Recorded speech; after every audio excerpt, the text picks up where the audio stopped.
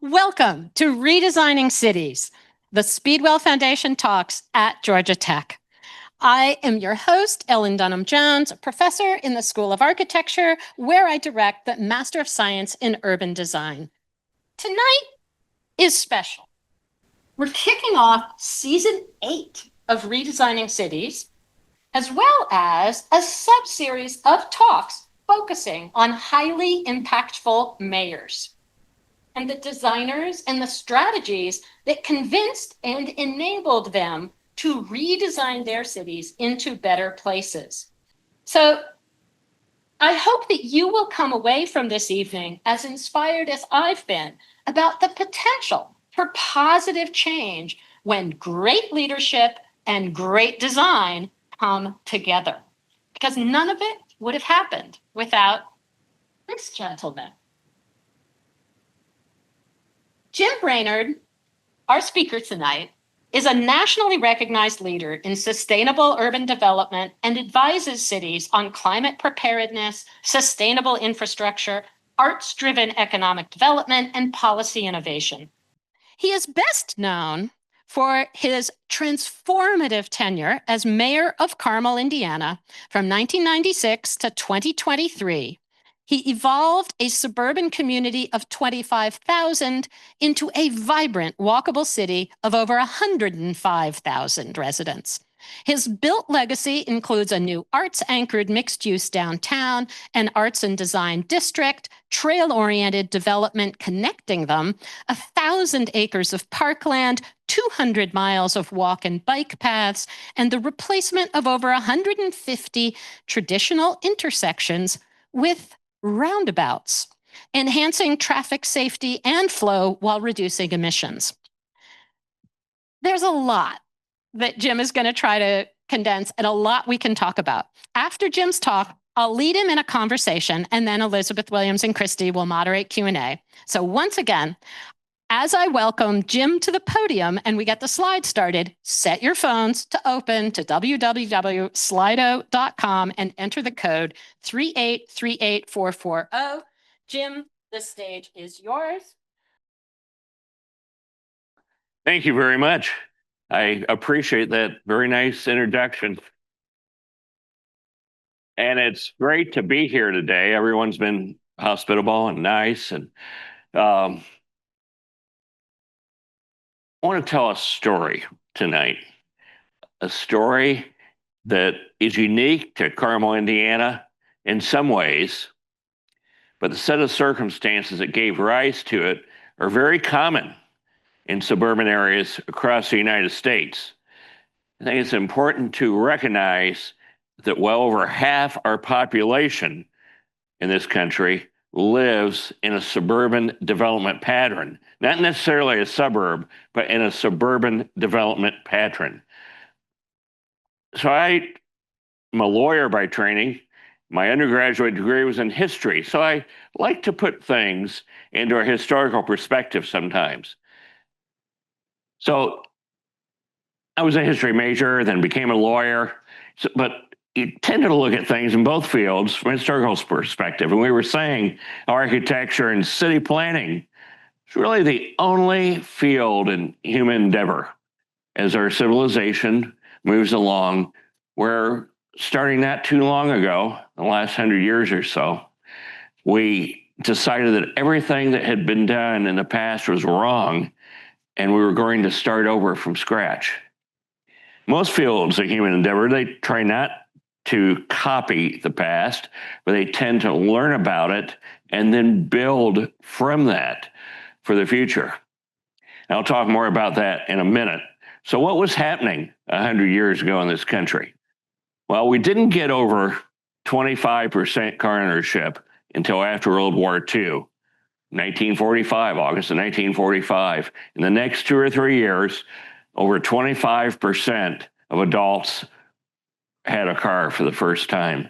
So during the war, throughout the Great Depression in the 1930s, back to when the stock market crashed, and young people know when that was? October 1929, 96 years ago. And we had unemployment rates approaching 30 and 40% in some cases, some areas. That there wasn't any building.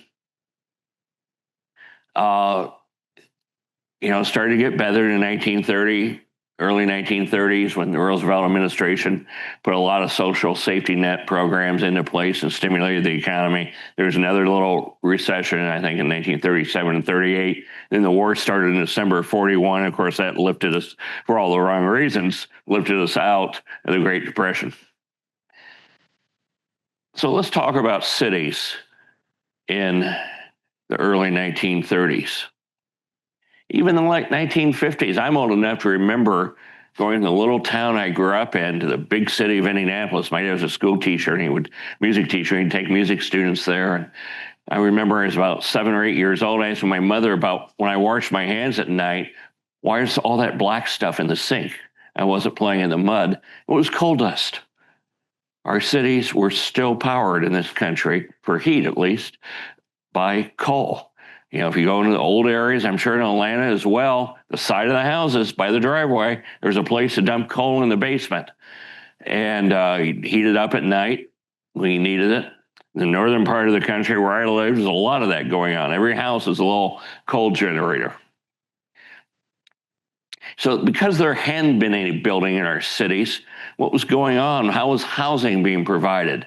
I have friends that grew up older than I am a little bit, but in the 40s and 50s that remember living with 3 generations in New York City in a 1,300 square foot apartment. There was so much overcrowding, and when there's that much overcrowding, what had not been invented yet? Antibiotics. They were invented right before World War II. And even during the war, were pretty much available in most cases only for people that were injured fighting in the war. It really was after the war when they became available to the general public. We still had public transportation, good public transportation in our urban lines, more streetcars, and so on during World War II. But then after the war comes, how many young people in here have seen Jimmy Stewart and It's a Wonderful Life? Most of you have, one of my favorite movies. But I think it tells a lesson about what was going on in America. Here he is, a little town, trying to build this beautiful town. We saw the contrast when he hadn't lived, but he's helping the immigrant family buy a house. It's about a better life. It's about a little plot of green. There had been all this overcrowding. Cities were still overcrowded. It was easy to, you live a shorter lifespan in cities because of overcrowding and disease. And for the first time after the war, Asia was in shambles. Europe was definitely in shambles. Our industrial might was more or less untouched. We were resupplying the world. So the Lubbock towns popped up in New Jersey and outside New York City. People had a little garden for the first time, a little piece of yard, but nobody really thought about the traffic. And there were other things going on. We got to build our cities like machines. All the stores over here and all the factories over here, and houses over on this side, and people just kind of move around. Of course, we didn't think about the fact that we've created a society today where the average American, according to some studies, the average American is spending 2 hours a day in their automobile. And if that's the average, that means some people are spending more than 2 hours a day in their automobile. And before the fax machine and email came along, so many professionals had to be located, particularly in the center of the cities. As a lawyer, I had to be close to the court reporters, the courts, the accountants, because we carried documents around. Then I remember the fax machine came, and you didn't have to use those couriers anymore. It wasn't that many years ago. And then email, of course, came right after that. And so for the first time, our suburban communities, which had pretty much just been bedroom dormitories, had the opportunity, I think, to become full-size cities. Or real cities is what I meant to say. So with that backdrop, it made sense why people wanted to move out of the crowded cities, but that's not the case today. Um, I think the planner's biggest day in history is around 1900, between 1900 and 1910, I think it is, where you increase longevity in this country by almost 12 years because through zoning, we said we're not going to put houses next to noxious factory fumes anymore. But that was 135 years ago. But we're still doing it in so many ways. We're not thinking about mixed use neighborhoods and quality of life and how much time people are spending in their cars. Think about it. Thousands of years, tens of thousands, hundreds of thousands of years of human history, and the car is brand new. So we threw out everything we knew about designing communities for people and started designing them for cars. That's what we tried to do in Carmel. Well, let me backtrack to spring of 1995. I was convinced by some friends I wanted to do it to stand for mayor of Carmel, Indiana, which is a small suburb outside Indianapolis. And as part of that process to be chosen as mayor, I knocked on thousands of doors and asked people what their hopes and aspirations and dreams were for the place they decided to raise their families, make their homes, grow their businesses. And of course, I got answers all over the board, but they had a common theme. And that theme was, and this is a well-heeled community, 70% of our population, adult population in Carmel has a university degree, 40% has a graduate degree. And so they'd had because of that, I used to tell my kids, there's a correlation there between education and success, financial success. Of course, they'd had the funding to travel around the world and see other places. So many of them had traveled to Europe, and over and over and over, people said, why can't we build beautiful cities like the old nice cities in Europe that are walkable? I wish I could go out to dinner and see a show without having to drive for an hour in each direction. I wish this, I wish that. And what they were describing was a traditional European-style city. And so I didn't know anything about city planning. I started to read some books, but I thought, why isn't this happening? And so we started to study this. What has changed? I started to put it in a historical context, which we just talked about. So when I go out and did economic for development for Carmel, trying to get people, companies to move there and so on, I would all start like this. This is not Carmel, Indiana. For those of you that have been there, that's San Diego, of course. It's 72 degrees and with a soft breeze because it's always 72 degrees in San Diego. The palm trees, sailboats, mountains, it's ideal climate. But that's not our palette. That's not Carmel either. That's not Carmel. That, on the other hand, is what I had to work with. Flat and bad weather. But then I would point out to people to try to get them to think outside the box. Folks in this city, had the same palette. No mountains, no oceans, and lousy weather. There's sort of a dumpy river down the middle. It was brown most of the time. But they did just fine. They built one of the most beautiful cities in the world.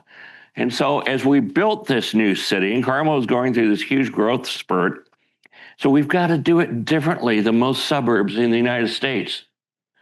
There we are. You can see exactly where we are, right outside of Indianapolis in the very middle of Indiana. This also is not Carmel, but this is what we built. Would you ask someone to go for a romantic walk past that?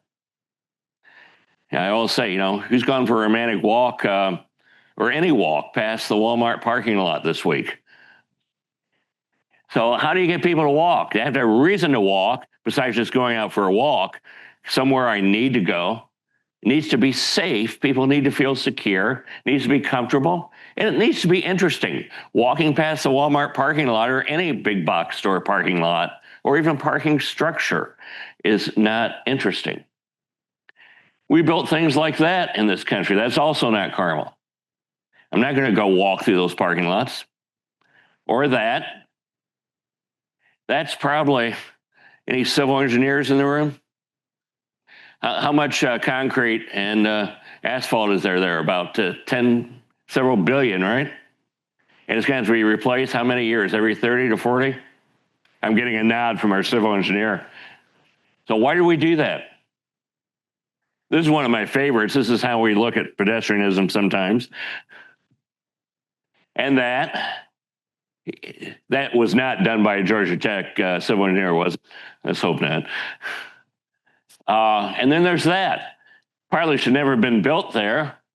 But can you walk anywhere you need to go from that housing addition? No, you've got to drive everywhere you want to go.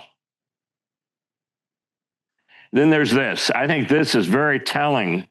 Now think about this. It'll come to you in a minute. These young men are paying money to go up there and get on a Stairmaster. They're paying a monthly fee, but yet they're taking the escalator, not the stairway to get there. This is how we think about pedestrianism and walkability way too much in the United States. So there's, a close-up of Carmel. You see, I'm going to use the pointer here. At the bottom, you see the top of the outer belt. It's a big circle around the city of Indianapolis. Then you see the state road running right up through the middle. And then what used to be a state road on this side running up that way. But then you see this red line, and that was an abandoned rail line that became the center of our city. So let's go back to that. So at the end of World War II, roughly 500 to 600 people, I'm told, lived in Carmel, Indiana. And it was centered on a little traditional grid. It had been a Quaker farming settlement, active in the Underground Railroad, but it was about a mile square. Today, we're 50 square miles. But put that into context, that's about double the size of the island of Manhattan in New York City. So down here is our southern border.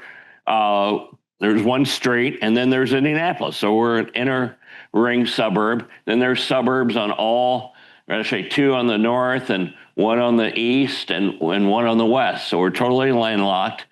But that's what we had to work with. And most of it was suburban sprawl. Very nice suburban sprawl, but suburban sprawl nonetheless. So we took that old town area, which was abandoned, the old Quaker homes. They didn't believe in anything fancy. They were made out of wood. They're lucky to last 75 to 100 years, and they were falling down, these old warehouse buildings. So we started to say, okay, let's move the buildings up to the street. Let's put money into infrastructure to try to make this area walkable. So we started with this one project. Even the one on the bottom was built around 1999. You can see we built it to look very much like a traditional Midwestern building.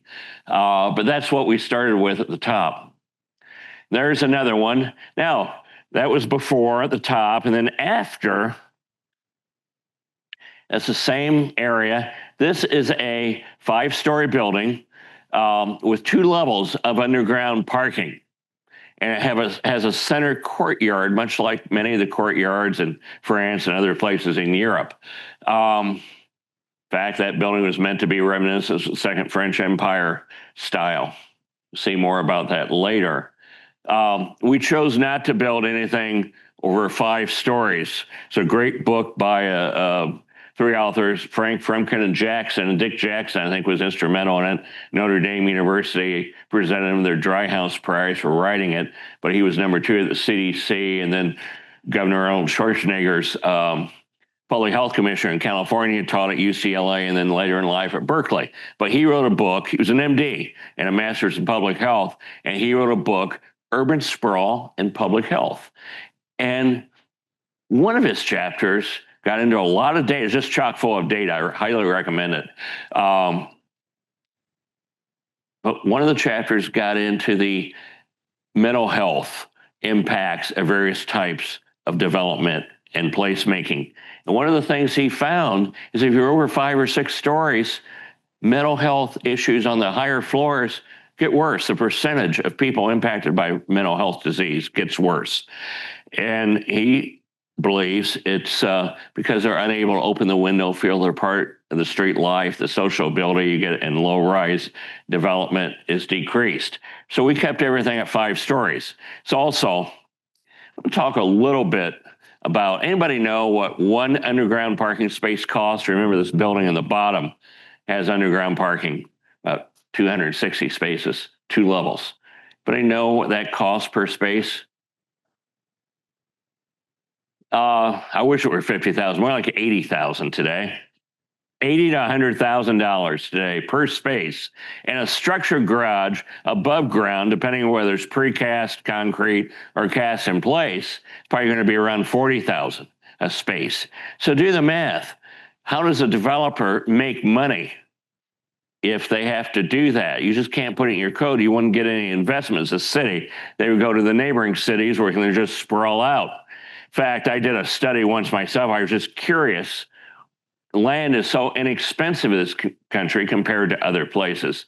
So I looked at Britain, mainly because I could read the language better than I could read French or Italian, but looked at Britain, and if they sprawled out, and I just looked at the United States east of the Mississippi River. I didn't include the desert areas west of the Mississippi. And if England sprawled out like we did on a per acre basis, they would have no farmland left. They would be unable to feed themselves. So it's because land is so inexpensive. We have so much of it. It's easy to cut down a bunch of trees, pop up a strip center in the corner, and houses behind it. To put that parking underground in the structures. So if we want to build pedestrian places, we don't want to walk past ugly parking lots. Where do we put the darn cars? So Carmel chose to figure out how to finance them and put them underground and in garages that are then faced with interesting buildings. I'll talk more about that later. But there's another design we did. That's in a design center. So if you're building or buying a house or outfitting an office or a house, everything is under one roof. But that's what it looked like before at the top. And that building right on our half a block from the main the traditional historic corner has 120 underground spaces. But Indianapolis had done a lot of good economic development around, first of all, amateur sports organizations, governing organizations, Olympic governing organizations, paying them to move to Indianapolis. And there's a lot of sports. And then they did, you've probably heard of the Colts and the Pacers. They brought those teams in. So they had done a lot of economic development around the arts. They probably, around sports, and probably underinvested in the arts. So I thought, we know that we're 50 square miles. That little old downtown that we had that the Quakers had built years ago wasn't big enough for a downtown of 50 square miles. Again, double the size of the island of Manhattan. But we still wanted to save it. So we made it the art and design district. We put up these archways to identify when, so it's like the kid in the back seat, are we there yet? We want everybody to know when they were there. Use that logo you see up at the top, put those on the lampposts. And that's our annual International Arts Festival a couple of years ago, which always takes place in September. We did all sorts of activities, close the street down on weekends for events to bring people into the downtown. Same time, the rail to trail line, the Monon Trail, it's a Native American word. It was actually originally been put in during the Civil War to bring food from the Chicago stockyards to the northern troops that were fighting in the South, because most of our rail lines in this country run east-west. This one went straight south. But we had to condemn 246 parcels of property to get it back. The train company and the landowners were fighting over who actually owned it based on the deeds that had been written. In fact, Lincoln didn't even have them buy it during the Civil War. They came back in the late 1860s, early 1870s, after the war was over, to actually buy the land from the farmers. But we were interpreting these old deeds. Does it revert back to the property owner that it was taken from originally, or was it a warranty deed and the train company actually owned it? So it's very complicated, but we knew it was the key to developing a walkable, pedestrian-friendly city, was to have this main street, not for cars, but for people, run right through the middle. There's the building I was talking about before, with 2 levels of underground parking. That's the courtyard in the middle. Creating places small places, especially in urbanized areas, is so important because there's not a lot of green space in a city. You have to pay attention to small areas where people feel secure and comfortable, but lots of them. So we did lots of small, beautiful places. You've got to really pay attention, I think, to the details when you do it. And you can see how this is plazas used day and night. People have their coffee there in the morning, they're there at night. And so on. There's again our main corner. That's what was there in the beginning, and then the building over to the right on the bottom was what we replaced it with. You'll find these buildings were actually, we were worried about criticism that only big developers, substantial developers, would be able to do these public-private partnerships with the city, and I'll talk about how those work in a little while. So we actually made the developer that developed this particular project sell off these live-work units to individuals in the community. They all had to be for sale units.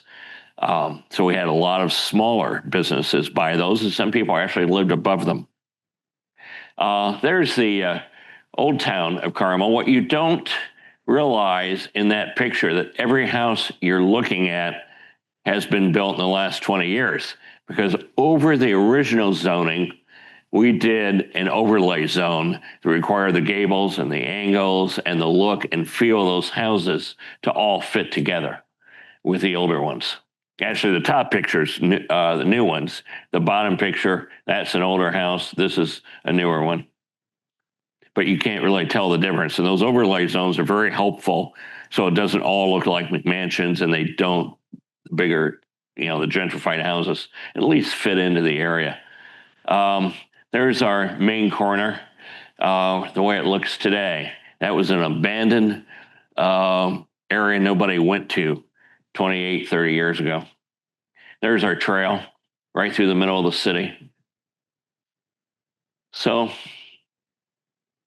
what we did, though, we knew that old art and design district area, the old town area, was not large enough, as I said, to be a downtown for a city of our size.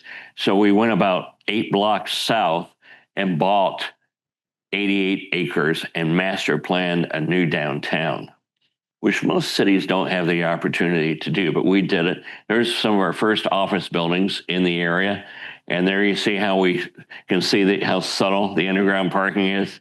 It's there, but unless you knew it was there, you wouldn't know it was there. That building at the top, along one of the main streets, that has underground parking in it as well. There's 2 levels of housing with retail below it. Then the townhomes, the restaurant, you see the spaghetti factory. Bike shares become very important. Small spaces, as I was saying, within the downtown area. There's a very small space we made out as a little public garden, but it's used all the time. People feel safe and secure in it. It shows people dining on the street. We actually took out parallel parking and bumped the sidewalk out. So the sidewalks weren't wide enough in this older area. We lost a few car spaces. So what? We built hundreds of parking spaces if you walk a block or two and find your way into one of the garages. Then we did what was called Midtown, which connected those 2 areas, our third redevelopment area. We did do a lot of public sculpture because we think cities ought to be beautiful. Everyone deserves to live in a beautiful place. Anybody remember Lech Walesa, the Polish freedom fighter that late 1980s that was responsible for the Soviets leaving Poland? That was his roommate when he was jailed, did that sculpture for us. He, older man, he was not making a lot of money as an artist and living in St. Louis. And a friend of his said, during all this public sculpture, why don't you hire him? So we had him do this bicycle sculpture. We also did some Sarah Johnson's, the very realistic painted bronze sculptures. Probably not high art in some people's minds, but the public loves them. They interact with them. They dress them up when it's about to snow. There's a big Colts game. They suddenly show up with Colts t-shirts and sweatshirts and hats, and people just seem to have fun. And I think that shows success of a public art program. There's our city hall. One of our festivals is taking place. And this is so important too, in this fractured republic that we have in this country, that we design into our cities places for people with different backgrounds, different faiths, from different races, from different places of origin, with different ideas, to have a place to get to know each other and learn about other people's backgrounds. If you all have snub-nosed garages and people barely know their neighbor on either side and there's nowhere to walk to unless they just take the dog out, that opportunity is missing. Plus, there's a sense of ownership for all the people that feel marginalized in this country, whoever they might be. A downtown is a place where everybody feels they have a piece of it. There's some ownership. It's part of the civic wealth that belongs to everybody, which is another reason I believe that our downtowns need to be beautiful, functional places. That's our Japanese garden commemorating one of our sister city relationships, but in the middle of our downtown area. It's actually a pond that was meant to handle stormwater. We have clay soil in central Indiana, so we have a lot of ponds around, detention and retention ponds. But we decided to take down the chain link fence and make it a place that people could use. So that was our new city center, the new 88 acres we bought. You say it's an abandoned grocery store. There's Kroger store, if you're familiar with that chain. I'm not sure you have Kroger's down here, but you do? Okay. It was an abandoned Kroger store. They had left us that mess, moved across the street. Of course, the building went into foreclosure. Somebody else owned it. We bought it out of foreclosure. And 60 acres that had never been developed next to it. Fortunately, right in the middle of town. It was a great site. But that's what it looks like today. The building in the lower right, actually, again, is built on a parking deck. There's cars underneath that. We anchored our new downtown back to, we're talking about Indianapolis putting so much money into sports, they'd underinvested in the arts. So we wanted to build a great concert hall. Remember, a concert hall, architects know this, I'm sure, is different than a theater. A theater is really two buildings put together with a fly house for the scenery to go up and down, then a proscenium arch separating those two buildings. Concert hall is one room construction, which is better for acoustics. The music doesn't go up into that fly house from the stage. So we built one of about 15 true concert halls in the United States. Of course, it was inspired by Palladio's Villa Rotundo, which of course was inspired by, you're all architectural students, you know what it was inspired by. There's our building. It opened in 2011. David Schwartz out of DC was the design architect, and Dan Moriarty in Carmel was the architect of record on that building. But that's, again, right in the center of our new master plan downtown. There's a Hotel Carmichael. That's a render, but it was, it's now built and looks just like that. So I need to replace that slide. You can see the columns for the concert hall on the far right of that picture. See those? And that's our new town green. That's our Saturday morning farmers market that attracts about 5,000 people. But the building on the left is really why this slide is here. This building, that hides a 900 space parking, above ground parking facility. This has two small theaters in it, as opposed to the concert hall over here, and some private offices. But people come down this street over here, come to the side. This parking structure is hidden on three sides by development. And they walk through the lobby, which is always open with a guard, and walk over to the concert hall or whatever event they're attending in our town green. We didn't have any water in the downtown area, which is nice when it floods, but it's also we needed some, so we built a mini reflecting pool just like the one in front of the Lincoln Memorial in Washington, D.C. All those buildings that you see in that picture are part of our downtown. our new downtown. That's housing, that's apartments. Those are condos over here. There's 5 buildings that are office, concert halls, more office, theaters. There it is, the holiday season with our German Christkindlmarkt. There you see some of the office buildings over in that side in that picture. Again, another event to bring people out together in the community, a gathering place. And then we had that area I talked about in the middle. It was an old industrial area between the 2 first redevelopment areas. And I thought it'd be another 20 or 30 years before that area started to develop. We had so much momentum with our redevelopment. This area developed. Call this Midtown. Oops, sorry. There's a public plaza. It's ping pong tables, a small stage, adult swings. There's a big screen TV right here that faces out towards the green. We actually had to replace that grass with plastic grass because we couldn't keep it alive. I didn't want to do it, but my staff finally convinced me we had to. And here we built this new street, brought the buildings up to the street. This is our trail. We actually bifurcated the trail here into 2 parts, one for bikes and one for pedestrians. The car street, and I have more pictures of it, is so small, so narrow rather, that we didn't have to put up speed limit signs. It's only 9.5 feet wide and nobody speeds on it. It's the red brick part. There's more pictures of that area. There's the trail. You'll see that's the bike path on the right here where it's not bifurcated, and that's the car street. How many times have you seen the car street less wide than the bike street?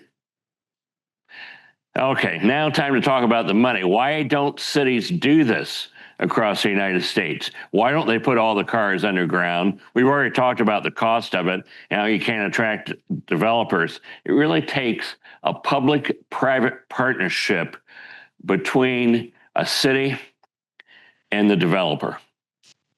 And so you have to make the case, first of all, to the representatives of the taxpayers that this is a good long-term investment to pay for that underground parking and then we'll talk about how you pay for it in a minute. But to make that case, I started with slides like this. So option A, 10,000 square foot building, 30,000 square foot parking lot, 10,000 square feet of building. First of all, you have to assume that parking lots pay virtually no property tax. Maybe a little, but not enough to even count it. So you got 1 to 4, and that's probably a pretty good ratio. I've seen 9 to 1 before it. 85% parking, 15% building, 90% parking, 10% building. So the property tax in option A, the same amount of space, 40,000 square feet, $20,000. Then if we built 5-story buildings, 200,000 square foot with underground parking, that $20,000 goes up to $400,000. So and that's going to help pay back the city for building that underground parking pretty fast, isn't it? And there's even more drastic examples I can show you. There's another one.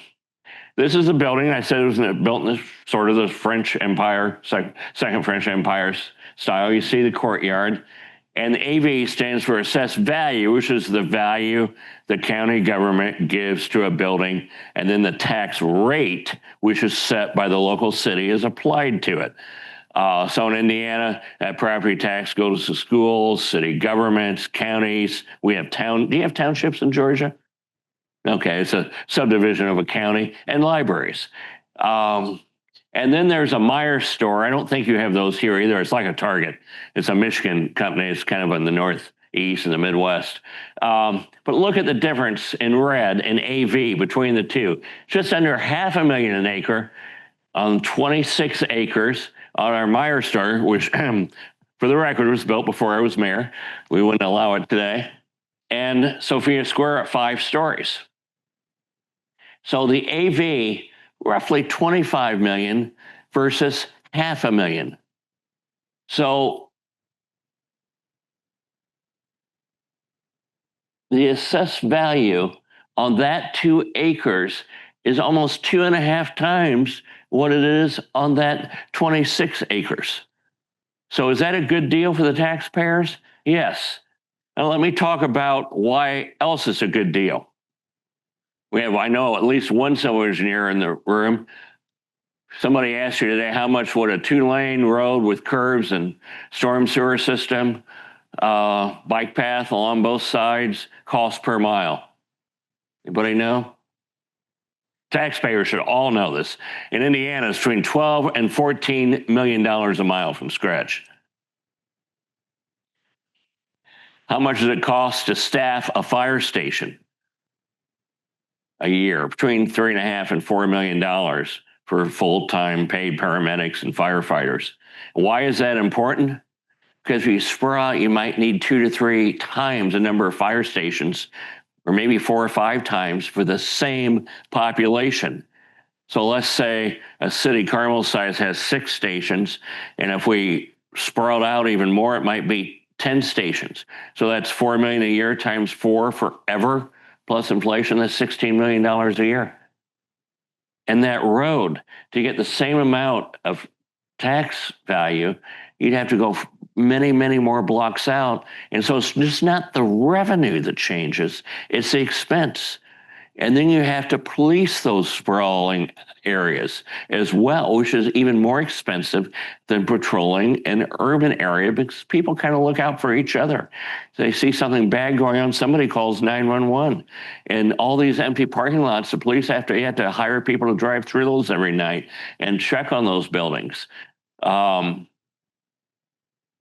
then you have to run water systems and sanitary sewer systems. That's, your toilet water. And you pay per linear foot for that. So to get the same revenue, you have to go 50 acres maybe versus 2. You take that across the whole city, designed like that. This is why almost every suburban community in the country is short of money for social safety net, for public art, for parks, all the things that really matter to many, many people that live there, and why they're going to be upside down financially forever. It's because of sprawl. You could have $1 million house in a sprawling neighborhood, and it doesn't pay for the services it's consuming because it's on a big lot. Well, this is interesting. Let's talk about the environment for a minute, which is very important to me, and I think a lot of people. That's Chicago. And those are heat maps showing carbon output. So on the left, you see along the lake, how many of you have been to Chicago? Pretty much most of the people here. So, this is the taller part, the dense urban part, right? This is like Michigan out here, the white, right through here. And you see it's dark orange because there's more carbon being emitted from that area, right? But then you look at the next slide on the right. That is per capita. So what happens? The suburban areas are now the orange ones on a per capita basis, and the urban dense areas a lot less per person. That's why you have to watch statistics. You use them any way you want to. But that teaches a valuable lesson, I think, about one reason we should be doing better and more urbanism. There's another. I think everybody has IKEA stores and Topgolf. This is in a neighboring community. So there you go, 50 acres, 50 million of assessed value, 1 million per acre. Back to that same building we used before in Carmel, 50 million an acre for 2 acres. Think about that for a minute, for the value to taxpayers. And so people want big box stores. There's a Dick's Sporting Goods in Carmel on the bottom. We just moved the cars to the back. It was already zoned for a shopping center, but yet we made it walkable out in front. It's not perfect, but it's better. You can see the 2-story building on the right. That's an office building next to the Dick's store. It could have been a big, ugly parking lot like the one I pulled from the internet. I don't know where that one came from, but that's typically what you see. You need to have ChatGPT take out that top bar for me. Then I think as you design a city, it's about building a place that's beautiful, a place that inspires people, a place where they want to live.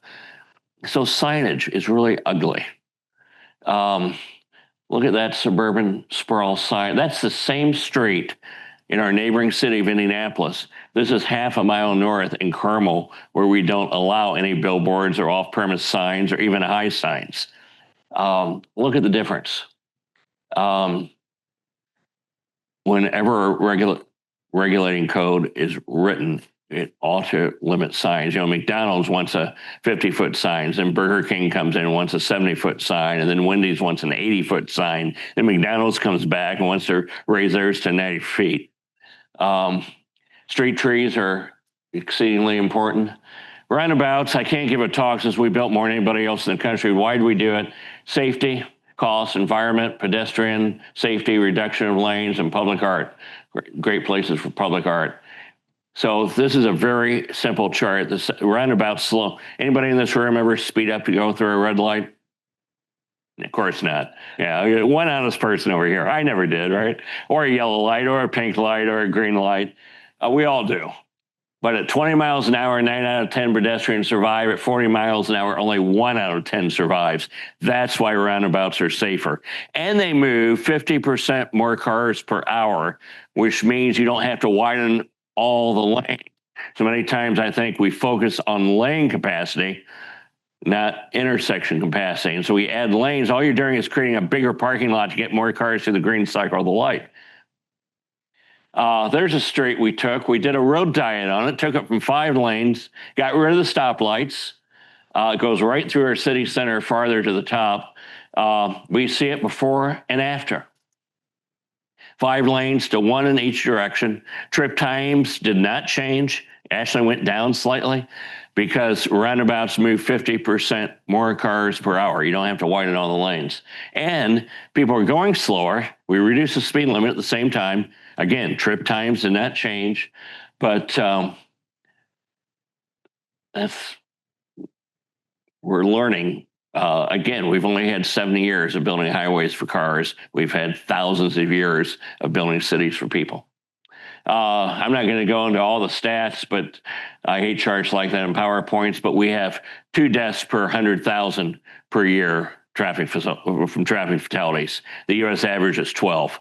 So there were 1/6 the national average. That means there's 100,000 people. Carmel, roughly, there's 10 people alive every year that we don't know who they are, but 10 people per year are being saved. Of course, the local media had all so fun with it. Those are cartoons in the local paper. There's some of our roundabouts. I have time for a quick story, Eleanor. I'll do it real quickly. So this roundabout in the top right is in a neighborhood, and I get a email one day from a fellow who identifies himself as British, and he says, I live in London. I'm head of the UK Roundabout Appreciation Society. Okay, this may be a spoof, but I'll email him. Or he gave me his phone number, and it was a British number, so I called him. It was about noon, probably 6 o'clock over there, and he answers the phone. He said, oh, perfect timing. We're having a meeting of the British Roundabout Appreciation Society. And I'd lived in Britain for a little while, and I said, it sounds like you're in a pub. He said, of course, where else would we meet? And I said, how many of you are there? And he says, 5 tonight. But anyway, they put out a calendar, and he said, will you submit some photos? Of course, I realized pretty early on this calendar was a way just to pay for their beer money in the pub, I think. But so anyway, that roundabout became the most beautiful roundabout in the world on their calendar that year. They voted at that. And then, of course, he hit me up to buy 10,000 calendars, use as swag for the city, which we did. But then there's some of our public art and our roundabouts. People say, why do you spend money on public art? We spent 1% of our budget, which is a couple $1 million a year, on the arts. When there's people starving and poor people, and I said, where'd you go on vacation last year? They'd tell me Hawaii or Florida, some, beautiful Europe, somewhere beautiful. I said, poor people can't afford that. They deserve to live in a place that's beautiful right where they live. All of our cities should be beautiful places. Then we can talk about this later, but you see in the bottom left, that was a state highway. We took it over. You couldn't cross that. There were no pedestrian crossings down there in the lower left. It would take your life in your hands to do it. And we replaced it with these peanut-shaped roundabouts where people walk on these side paths all the time. Oh, another, I never thought it was that fab. That's the day the NAACP or the NCAA tournament brackets were released. Local newspaper had a lot of fun with that. There's our concert hall in middle of our city center with a sculpture. Hoagie Carmichael wrote Stardust, the most recorded song ever in human history. And so, oops, there's a sculpture to Hoagie because he wrote it in Indiana. And so this is my last slide. These are guiding principles, and they're liberally borrowed from Prince Charles, or now King Charles's book called Vision of Britain. Mixed use, less emphasis on use zoning. Design for people, not cars. A hierarchy of buildings. Public buildings ought to be grand and beautiful and inspire people. Public architecture should do that. They need to be built in harmony with the land and built surroundings by using local materials. At a human scale, don't go over 5 levels. Do small enclosures where people feel safe and secure. Aesthetics, pay attention to making them beautiful. There's too little beauty in this world. Get the density right, and quite honestly, learn and build on 100, 1,000, 2,000 years of good city design. So thank you for listening. I hope this was useful to you. First of all, great presentation. I want to tell you a couple of things. When I am giving a super condensed, what did I really appreciate about changes in Carmel? And one was, it really is, when you show the property tax per acre difference between the before conditions that are low-rise suburban and the afters, and that really so much of the after at that high value is only possible because you put the parking underground. It's the only way to get there. Exactly. So we have one now we're working on, 9 acres. It's under construction right now. I had the contracts in place with the developer before I left office on January 1st, a year and a half ago. But it's going from 60, it was a 1950s, end of its useful life, 1-story retail strip center. And it was filled because it was cheap rent and easy to get to. But we're getting $61,000 a year in property tax. When this is finished, it'll be $3 million a year on the same 9 acres. So you take $2.4 million, use it to, and I didn't really talk too much about tax increment financing, but what it is, that property tax goes into a pot for a number of years. In Indiana, it's 25 years. Florida can do it for 40 years. Different states are different. But it goes in a particular pot, and then the developer or the city, or a combination of the city and the developer, borrow against that anticipated revenue to pay for the parking. That's the only way to do it. And generally, the only places in the US where we see underground parking is in already really dense, super expensive land. Yeah. You need cheap land. Yes. But now I understand that you are mostly you're doing more wrapped deck above ground parking, or is it you're really doing sometimes underground and sometimes wrapped deck? Yes. It depends on the soil conditions, quite honestly. And the developers' pro forma interest rates are up a little now. It makes it harder to put it underground. Because you have to have the developers make money. Otherwise, you wouldn't have any development, or they'd go somewhere else and build sprawl. So when you do public-private partnerships, the city has to truly make that developer a partner, and vice versa. And so we share the projections and talk about it. And every site's different. Again, making it more difficult. When you can do it underground, it allows then that transformation to be so dramatic, because you're going from a little 1-story building surrounded by parking to suddenly the developer can fill out that site with a building and courtyards and, just as you were showing.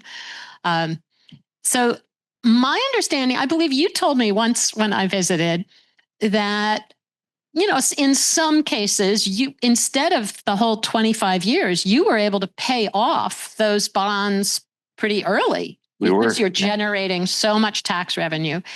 And you were able to cut property taxes for the whole city, which may explain why you kept being reelected for 28 years. We try to keep at least tax rates steady. Occasionally we cut them. But again, this is so much fiscally advantageous for a city. And new cities, or on the edges of existing cities like Atlanta that are still building in suburban sprawl development pattern, aren't going to be able to do that. And they're not going to be able to, over time, meet the basic needs that taxpayers expect. Yeah. The financial forum, we just never analyze their zoning decisions. In the Middle Ages, I read once that property taxes were charged by front feet. You know what front feet are? It's how many feet of street you take up. Actually, it makes a lot of sense. Yeah. Because those streets are really, really expensive. Yeah, absolutely.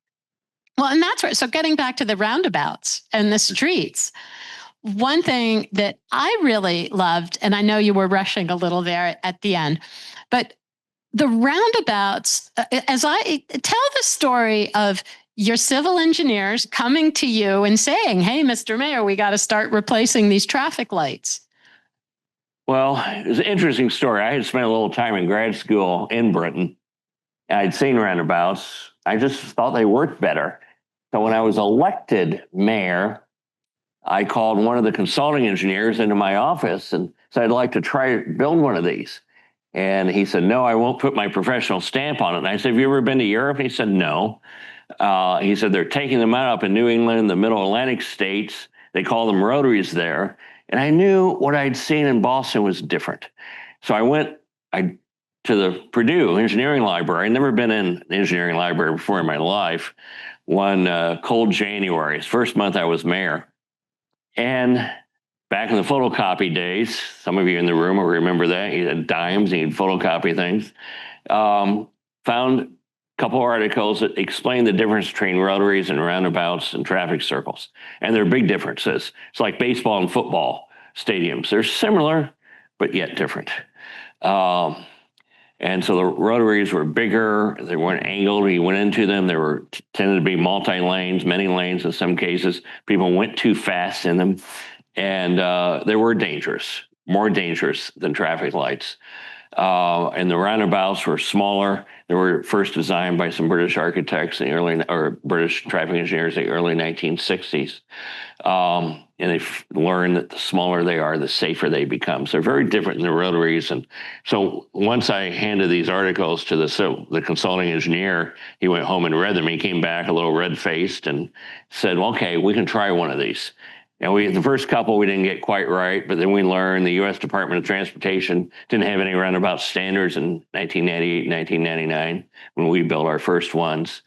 But our fatality rate was so good and we didn't have to widen the roads. And how do you retrofit a suburban, with all these stop signs and stoplights? How do you retrofit something? You can't just tear everything down and start over. But this is a good way to start that retrofit. To make traffic flow better. It'd be nice if we had more use development and people weren't driving as much, but we can't go there overnight. But the roundabouts help. So, part of, you mentioned what the roundabouts did was also meant that suddenly at the intersection, it's a roundabout, you don't have a turn lane. So all your 5-lane roads can go down to 4s, your 3s go down to 2s, and you were able to then give every road a road diet and put within the right of way multi-use paths that are not actually right on the street. It's not like a bike. They're above the curb. They're in most cases. Above the curb in most cases. 200 miles of bike lanes and multi-use paths. So you can get to downtown Carmel from everywhere in the city by bike. Yeah. The roundabout, I was suspicious of the roundabouts, but when I saw the paths, I was like, oh, wow, it actually really works great. And they're great places for public art too. Absolutely. You're not supposed to look across them. You're supposed to look to the left. The other thing roundabouts do, they eliminate left-hand turns, which Askill civil traffic engineer friends, is the most dangerous traffic movement there is in this country. So what would you advise? I'm sure, and I know you're being asked by other mayors all the time, kind of, how did you do this? And, what advice would you give them other than trying to steal Henry Mistetsky, your extremely savvy executive director of the Carmel redevelopment? We've had 3 directors. We've been fortunate to have. I've only met Henry. I was very impressed. Henry is very good, a young lawyer came from Kiev, Ukraine originally, when he was about 11. But very smart young lawyer that loves city design. Before we had Les Olds, who is an architect, a University of Illinois grad, and unfortunately Les died a few years ago. He was in his 80s, but he had been involved in some of the Poundbury work in England and was a great asset for the city. But first of all, hire really smart people. I talked to a mayor the other day. I think she was hesitant to hire people smarter than she was or knew more in different fields than she knew. It's like, well, you're going to be really limited in what you can do because no one person knows that much. So when you manage an organization, you've got to go out and bring in experts, including financial experts. It takes a whole team. It takes people who know how to sell bonds. It takes people who know how to negotiate with developers. It takes architects. It takes really good city planners. It takes really good civil engineers that are willing to ask questions and challenge their colleagues. Why do we do things like this? I learned early on in civil engineering, I said, why do we do this? And when the civil engineers couldn't give me a reason, I say, okay, let's try something else. And that happened a lot in the early years. And what advice would you give to all the students in the room and others, professionals who are consultants and will be potentially would love to be able to advise a mayor? How do you find that some of the architects, they sort of just treat you're a client just like any of their private clients? Do they talk the public realm, public space, or what? Do you think there should be a difference? Well, there's a lot of different mayors out there. Like there's just a lot of different private sector clients in different states. The mayors fill different functions. I was a strong mayor. I was a CEO of the city in Indiana's law. Other places, Florida, for instance, has a very weak mayor system where they're basically cut ribbons at events and chair the city council meetings. So it just depends, but there's somebody in every city who's in charge. It may be a city manager in many places. But I guess the advice I would have, if you want to go into the city design business, and every architect is, whether they recognize it or not, because every building is part of the whole. But travel, number one, travel to see some of the best design places and continue to do that. Continue to read, and just not about architecture, but with all the things that happen in cities. Understand the history of cities. Understand how diseases have impacted cities. Understand how cars have impacted cities. Understand 20th century history of how we tore up neighborhoods to put highways through cities. But constantly be reading in other areas about this history of cities, because you're going to be expected to design our new cities. And you have to understand, I think, what's happened in the past, be able to do it well today. Absolutely. Well, I still have more questions, but it's only fair at this point for me to invite Elizabeth and Christy to come up and see what the audience's in person and online questions are. So the first question is about leadership and accountability. And the question references a local, highly publicized controversy known as Cop City here in Atlanta. Leadership and having, I guess, private opinions that maybe are different from, that are in opposition to the public, and how you handle situations like that. Does that? Whoever asked that, if I'm not phrasing that correctly, you can speak up. Well, maybe I can comment generally about most people are busy with their lives, they don't think about city planning. They don't think about architecture. The elected officials, I think, have a duty, once chosen to represent their neighbors, to learn about it. And because most people don't understand why you're spending money for this or why you're doing that, it takes leadership to explain it and justify it and rationalize it in many cases to naysayers. And I think, though, that good leadership needs to do that, even if a majority. So I had people saying to me, we want a beautiful city, we want a traditional city. And then the same people, why did we borrow $100 million to build all these parking garages, or $200 million last year? And I'd have to go explain it to them. This is what you wanted, and this is the only way to get there, and this is why it makes sense. But you have to do that as a leader, recognizing that you may not get reelected. But at least while you're in office, you're doing the right thing. That's number one. And I think most people, if you explain it and communicate it and are transparent and open about it, I don't like the word transparency, it's so overused, but open about it. If you explain it to people, even if they disagree with you or don't fully understand it, they'll respect you. I had innumerable conversations with people. I said, just don't vote for me next time, but this, I really believe this is the best thing for us to do for these reasons. And 99% of the time, people, that will get their attention. It's like, oh, he doesn't care whether I vote for him or not. Maybe I should listen. Maybe he does know something I haven't had the opportunity to learn. So first of all, there's a duty to learn about, to be a really good city planner, the city manager or mayor, city council president, whoever it might be, has a responsibility to learn a lot about city design. And then number two, be willing to take some chances to do something better than what most cities have done in this country. The state of our cities is really bad in the United States. They're desolate places. I saw another slide, another presentation the other day. It showed all this suburban sprawl. The question was posed on the first slide, why don't our kids play outside more? And then the next slide was this ugly picture of no sidewalks, all these cars, these big signs. This is the outside we built for them. It makes a good point. We can do better.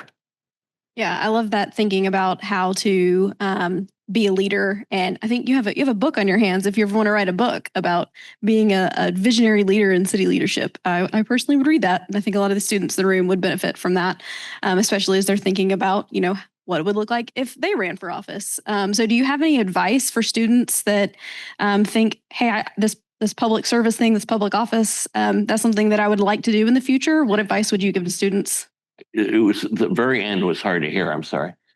What advice would you give to students who would look in the future at running for office? Oh, what advice? Be prepared to lose, and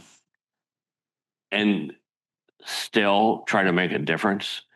I think there's so many office holders, that's the high point of their life. They're afraid to make a controversial decision because that position is important to them. Do it for public service. You're all going to have a great degree. You can go back into the private sector, but while you're in office, do things that make a positive difference for the people that you represent. Be willing to take that chance. Something we talk about a lot in our profession is when you're trying to change the status quo or do something different, that it often requires changing mindsets. And so in the early years when it was still considered different, how did you attract and convince developers to build the types of developments that you wanted? And then in that same vein, how did you get residents on board? So that's a good question. So first of all, when I first started meeting with developers in the spring of 1996, most of them said, we can't sell townhomes in a suburb. We can't sell condominiums. Everybody wants a yard. And I had talked to enough people that were tired of mowing the grass, tired of cleaning out their rain gutters, tired of washing their outside windows, that I knew that wasn't right. I knew there was a market there. I had a sense for that. And so we convinced the developers. The city was offering some pretty big incentives. So when you negotiate, you have a project agreement when you do tax increment financing to pay for putting the cars underground, getting better architecture. So the city has a list. I want better architecture. I want better building materials. I want the cars underground. The developer is getting some things too. They don't have to pay for surface parking. We say what otherwise, even though it's not a lot, they still have to buy that land. They get a beautiful sidewalk out in front. They don't have to pay for it. Normally they have to pay for it. They're going to get street improvements in the area, which make it easier for the public to get to their development, which makes it easier for them to lease those commercial or the retail storage spaces. So it's quids and quos, quid pro quo from both sides. And so I get the developers on board. And then something very interesting would happen. They go, so we'll get back to you in a few weeks. And they come back 6, 8, 10, 12 weeks later and say, we just can't do it. Finally, I figured out it was the lenders saying no. And the bankers, who are all about risk, were saying to them, no, we're not going to finance that in a suburb. Can't have density in a suburb. Everybody wants a single family lot. So what we did, I pulled together about 30 developers that were active in the area, good local developers for the most part, a few nationals. And I said, we're going to hold a breakfast for you. We want to talk about development in Carmel. And I said, you don't have to pay to come, or the city's going to pick up the tab, but you've got to bring your banker with you. And what we did, we explained our plans for a new downtown. We explained the plans for the art and design district. We explained how tax increment finance worked. But most importantly, I stood there and looked the bankers in the eye and said, we're not going to let these developers fail. We're going to make this work for our city. The city is behind this. So then we got a couple projects going. They turned out beautifully. And we're huge commercial successes. Then more, and now there's a line of developers and bankers that want to, 30 years on, that want to do our projects. But it was the lenders that were the big, the developers have to make a certain return on their money. We showed them how they could do that. They want to build something beautiful to show off to their kids and grandkids. They weren't the biggest problem. It was the lenders.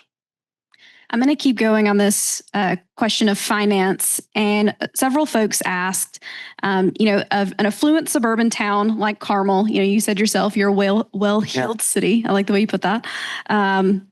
What advice would you give to towns or communities that maybe have less resources, both financially and even from a staff expertise, time perspective? What are some of the most important tools that you think people should focus on? Number one, in a community that doesn't have the tax base that we did, it's even more important because they've got to provide services. And if it's all sprawl, they're going to be in worse shape than we would have been. So number one, it's critically important for poor communities. Number two, the formula works everywhere. Almost every community has some sort of investment. Sometimes the poorer communities have a lot of help from the federal government and state governments as well. And so you can put those resources to work. We didn't have that because our average income was too high. I remember there's one community in Indiana that was very poor, and we were one of the wealthier ones. When the Infrastructure Act came through, the poor community was getting $113 for every dollar that we got on that bill. I thought it was a little extreme. I would have been happy with maybe 4 times as much. But sometimes poor communities have lots of help from the federal government through various programs. But it's critically important for them to go out and hire the consultants and get this done. Start building beautiful cities. It's not about the level of income in a particular city. There's so much capital to be invested in every place. The key in a place that maybe has less capital that's going to be invested, it's even more important that it be done right. Would TIF still be possible using state funds? Or would you just have to come up with another way to? Some of you may have heard that, TIF is only part of the solution. When a developer goes to build a project, they usually go get a bank loan. Maybe 50% would probably be about the maximum amount today. Maybe 60% if the developer has really good credit in a good area. But today, in today's market, about 50% of the cost of the building that developer is going to build. And then he's got to come up with something called, sometimes you get investors to make up the difference. Sometimes you get a grant from the city to make up some of the difference. But the cost goes up if you're going to put the cars underground. That cost may go up 30, 40, 50%. So the TIF will pay for some of that. It may pay for 10 or 15% of that, what's called the capital stack. It's a stack of different types of capital to build that building. So 50% from the bank. There's something called margin investors. And instead of paying the 7 or 8%, the developer might pay to the bank on the construction loan. For that next margin, you might pay 15%, 18% to a private sector investor to make up some of the difference. Some of it may be made up with grant funds. The TIF may make up a little bit of it, but generally it's going to go to get that parking underground to make that land more valuable. So every deal has to be negotiated with the city, and it takes experts working for that city to make it work. You've talked a lot about aesthetics and the importance of beauty in a community. And one of the questions noted there's a lack of contemporary design examples in your images. How and why did you arrive at a more traditional architectural aesthetic? So that's what people wanted. I heard it over and over from the public that they didn't like glass boxes. Few do, but most didn't. They wanted traditional architecture. Not that we wanted to copy what had been done in the past, but we wanted to understand the beautiful buildings that had been built over the last several thousand years and use that as a base and start to make them even more beautiful using current and modern materials. Heard it from the public over and over again.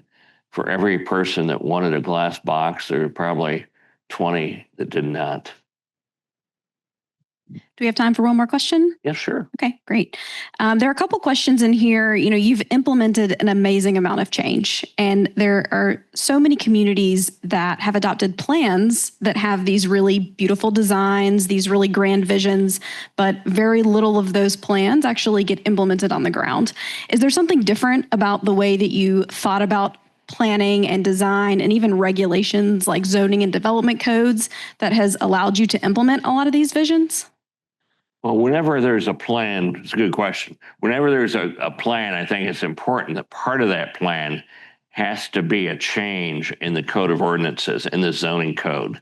That absolutely has to be part of the plan because our zoning codes have been written for the most part by people who are taught just to build suburban sprawl. So you've got to look at that and make sure that changes along with the zoning itself. But it's more than just saying, okay, now we can go up 3 stories or 5 stories, where it used to be 1 story.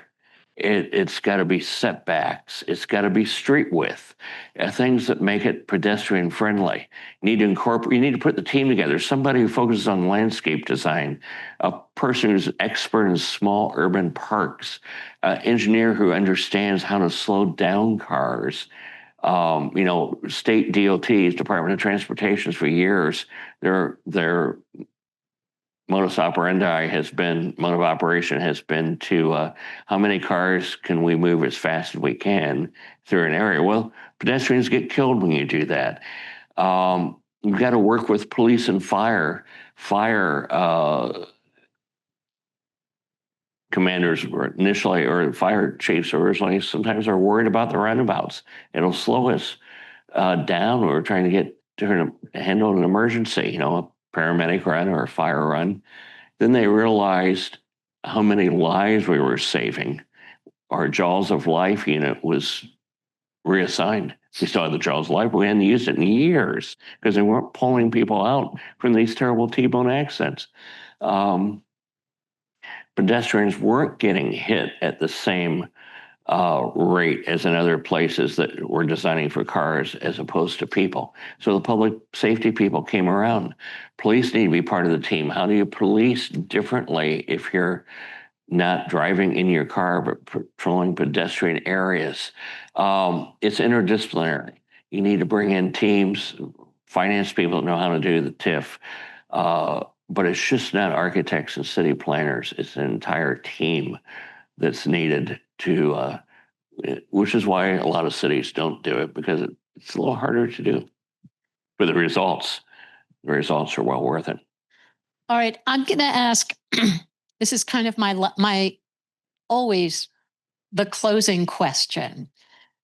We are here at Georgia Tech, a top research university, full of students, many of whom have to do research papers of some kind, independent studies. Hello, MSUDs. I'd like to close by asking you to identify a research question or a research project that you'd like to see the next generation tackle. Yeah. So there's a lot of gaps in especially the financial side of the research. There's just, cities are just starting to look at the revenue differences in different types of city design. But they're not at all yet looking at the operational savings from different types of city design. And then another question would be, what do property values do in a per square foot, for instance? You have a 4,000 square or a 2,000 square foot dwelling unit on a big lot and a 2,000 square foot dwelling unit in a beautiful urbanized area. What's that do over 10, 15, 20, 25 years in terms of property appreciation? And then even surrounding it, that urbanized area in a suburban area, are the urbans that are closer to the pedestrian areas, how are they doing vis-a-vis totally suburban areas? All sorts of missing gaps in the research. In fact, we have a long list of things that we'd like to see researched. Well, and we have students looking for just those opportunities, especially if you can actually, I mean, would you have all the data in Carmel to be able to do that? A lot of it's going to, again, take an interdisciplinary approach. A lot of the data, some of the data, it's all there, needs to be compiled. Yeah. I have a lot of apocryphal opinions, I suppose you might say, based on what data that, based on what I have observed. And that's a legitimate method too, is observation. But we need to quantify it better. And we need lots of research. We do. Well, everything from happiness to medical outcomes in different types of city development, crime statistics in different types of city developments with similar demographics. I think I know what a lot of those answers are, but we need to prove it. I agree. Well, I'm afraid that is all the time we have. Thank you, Jim, Christy, Elizabeth, and all of our attendees. You've been listening to episode 46 of Redesigning Cities, the Speedwell Foundation Talks at Georgia Tech. A video and podcast of this event will be posted soon to the Redesigning Cities website.